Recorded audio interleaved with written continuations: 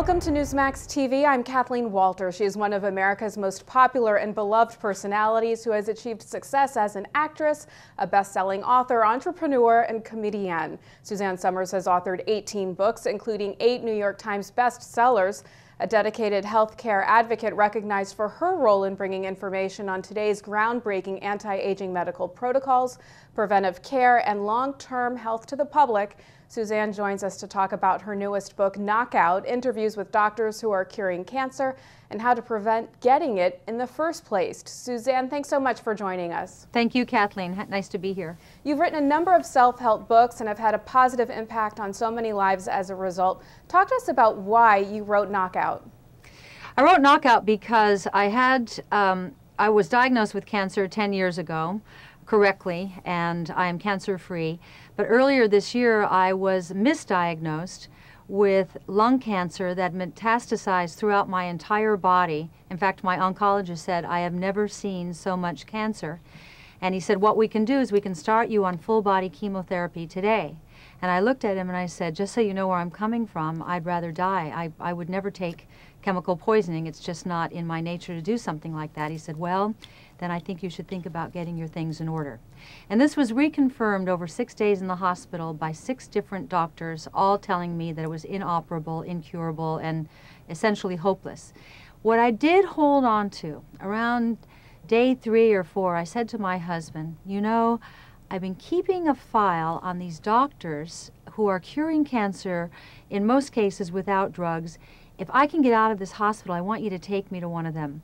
So on the 6th day, when it turned out that they were horribly wrong, I was misdiagnosed, it was wrong, I had no cancer at all after looking death in the eye for 6 days, I thought rather than get mad, I'm going to interview these doctors in this file. And that's what I've done for the better part of this year, is talk to these doctors, interview them, and I would say to each of them, it's all well and good for you to tell me this, I need to talk to your patients. They opened up their patients to me. I talked to stage 4 lung cancer, liver cancer, ovarian cancer, cervical cancer, breast cancer, prostate cancer, brain tumors. All these people living these normal, healthy lives, having not been degraded by harsh chemicals, and I realized there is another way that none of us know about, and so that's what I've written about in Knockout. Other options that you probably don't know anything about. Now, you interview doctors and medical professionals using everything from alternative to integrative to conventional methods to combat cancer. Right. Among them was NewsmaxHealth.com contributor Dr. Blaylock, who you also interviewed for your book Breakthrough. Tell us why you revisited Dr. Blaylock and what insights did you feel that he would offer? Well, Dr. Blaylock is one of the brightest minds in the country. He's an oncologist, neurosurgeon for 22 years. Stopped surgery because he said he was opening brains, seeing cancers so rare in younger and younger people that he decided he had to devote the rest of his life to research, to the effects of chemicals on the human brain and body. So he's a neuroscientist, and I go to him for information all the time. And one of the things that Dr. Blaylock told me that is absolutely shocking, so much so that I've hardly mentioned on television because I'm being so attacked for having the audacity to say that there are ways other than chemotherapy to deal with cancer. But he said, if I were a woman, I would never have a mammogram. And I said, what? He said, if a woman starts at age 40 with no cancer and has a mammogram every year, by the time she's 50, she will have increased her chances of getting breast cancer by 33 1/3%. He said also, the act of smashing the breast the way we do with, like in a panini machine with a mammogram, he said, if you have a tumor in there, he said, that very process of smashing can break the tumor and metastasize the cancer. He said, I said, well, what do we do if we can't have mammograms? He said, first you have an ultrasound, you have a thermogram, if there's any hot spots, then you have an ultrasound, if there are any shadows, then you have an MRI. I said, well, we can't afford MRIs. He said, if the new gold standard became MRIs, he said, then they would be affordable. He said, because there's no radiation, and you see a clearer picture in an MRI. He said, the cumulative effect of radiation from mammograms is actually giving women cancer, and no one wants us to know about that. I thought that was pretty interesting. Suzanne, trying to understand the complexities of an illness like cancer can be extremely daunting and downright scary for people who are not doctors or medical professionals. What advice would you give patients that can help them to decipher the information that they're being presented with? Well, I don't give advice, but what's important for me, having been a patient twice, being diagnosed with this horrible disease, is my advantage of having information. If I had been a different kind of patient, Kathleen, when this doctor earlier this year wanted to start me on full body chemotherapy that day, I probably would have taken it. But because I have a lot of information, I was able to stand back and say, first, I know that I have time to think this through, and I'm going to look for other options before I would ever consider that. So information, especially with cancer, because you have to look at the present cancer protocol. We've thrown billions and billions of dollars, maybe trillions at this point, into cancer research, and there's no cure. The death rate has dropped 5% in the last 55 years. That's a failure. After all this money, and they can't come up with anything other than they send attack doctors after me and saying, well, we're making strides and we're extending life. And I go, where are the strides? And what does extending life mean? Extending life means 1 to 4 months maybe of horrible, degraded quality of life. Can they really be proud of that? So my feeling is that perhaps, no one wants to say it's like the emperor's new clothes, but perhaps we've been barking up the wrong tree.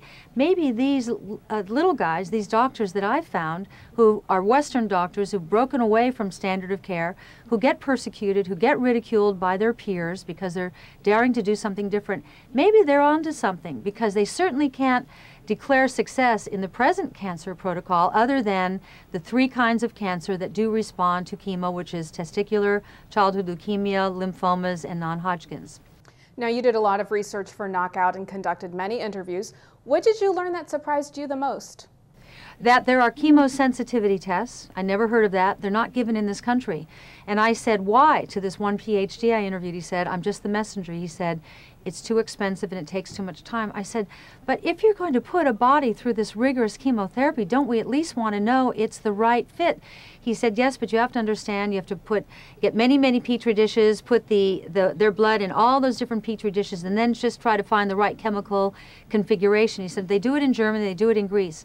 Now, my friend Farrah Fawcett called me a year ago, and she said, do you know anything about German medicine? I said, I do, and I gave her the name of that clinic. She chose on her own to go to Germany to do this.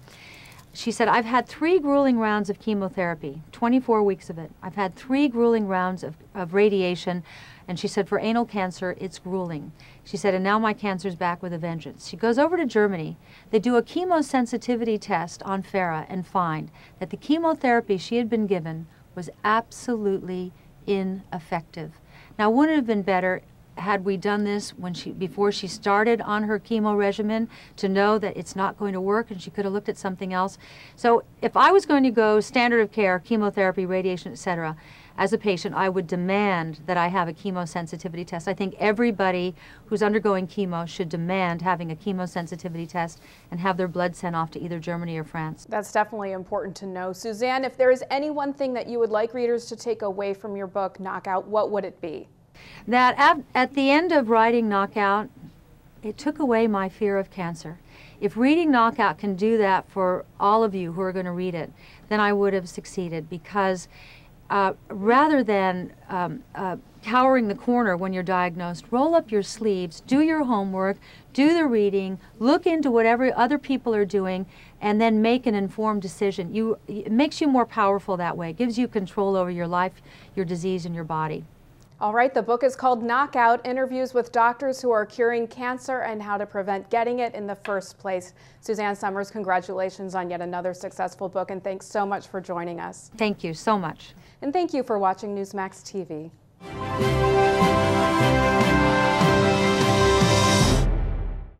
Sarah Palin's new book, Going Rogue in American Life, will be released on November 17th. You can be among the first to get your copy. Check out our incredible free offer for Sarah's new book. Just go to Newsmax.com and click on the top banner for this great offer. Act today.